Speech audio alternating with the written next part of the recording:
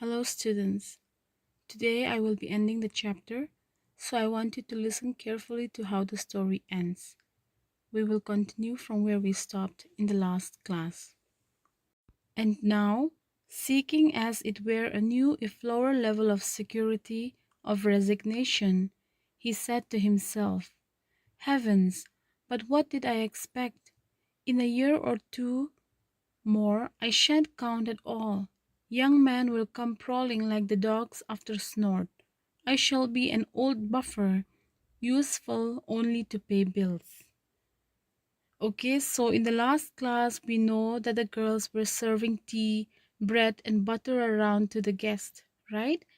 And their father was also present there, but they ignored him. They did not treat him like their father, they treated him like any other guest. So, in this paragraph, we see Mr. Robert Quick feeling very insecure about himself.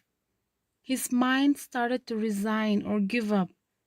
He said, In a year or two, I shan't count at all, meaning I will not be of any importance at all to my girls.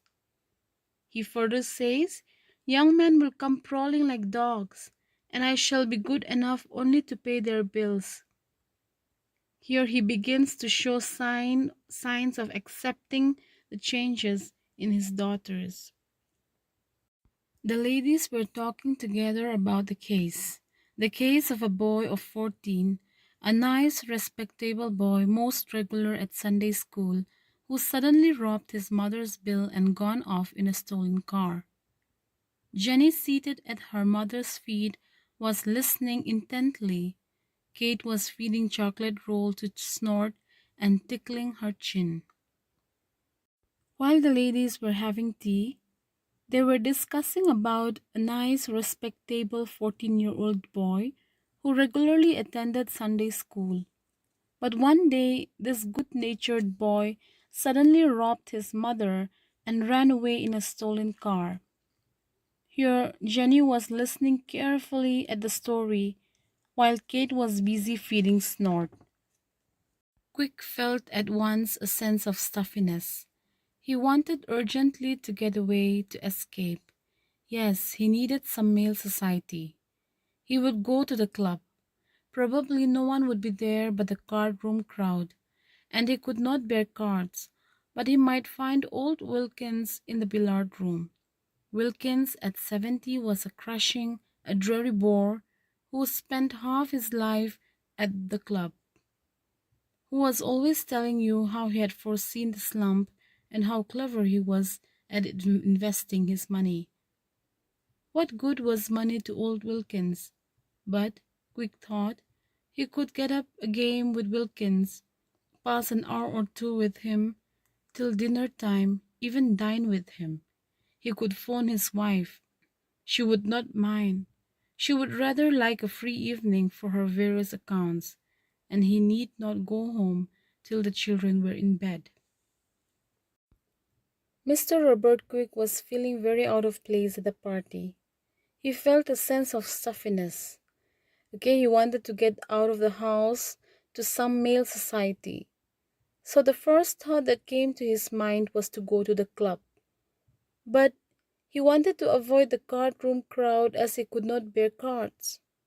Then he thought of finding old Wilkins and spend time with him and go back home after the children were in bed. Now he wanted to be away from his daughters for a while, since their contrast behavior at the garden and at the tea party was shocking for him. And when after tea the committee members pulled out their agenda, he stole away. Suddenly, as he turned by the corner of the house, skirting its front garden wall, he heard running steps and a breathless call. He turned, it was Jenny. She arrived, panting, holding herself by the chest. Oh, I couldn't catch you. What is it now, Jenny? I wanted to look at the cut. Robert began to stoop, but she cried, No, I'll get on the wall, put me up. He lifted her on the garden wall, which made her about a foot taller than himself. Having reached this superior position, she poked the plaster. I just wanted to make sure it was sticking. Yes, it's all right. When the committee started, he went away silently. Okay, he left the house. Then suddenly he hears someone running after him. When he looked back, it was Jenny. She said, "Oh, Daddy, I was running after you, but I couldn't catch you." Then he said, "What do you want now, Jenny?" Maybe he was thinking she will play another game. Okay. Then she said, "I want to have a look at the cut." So Robert bent down, but Jenny asked her father to put her on the wall. She then poked the plaster and said that she just wanted to make sure if the plaster is sticking well. Now, do you think this will hurt? Yes, it will hurt. Now, I don't know what is her intention of doing this.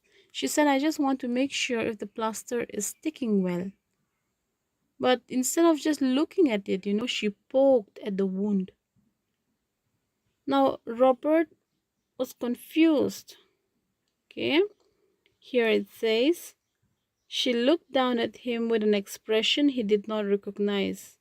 What was the game? Medical, material. Was she going to laugh? But the child frowned. She was also struck by something new and unexpected. Now, Robert for a moment thought that it was a game, but realized that it was not at all a game, and the girls were only growing up, and so he must also grow up by accepting the true fact. Then she tossed back her hair goodbye. She jumped down and ran off. The man walked slowly towards the club. No, he thought, not quite a game, not for half a second. She's growing up, and so am I. Now, the story simply wants to tell us that growing up is a very challenging thing. Okay, whether at 13 or 52, it can be a great challenge.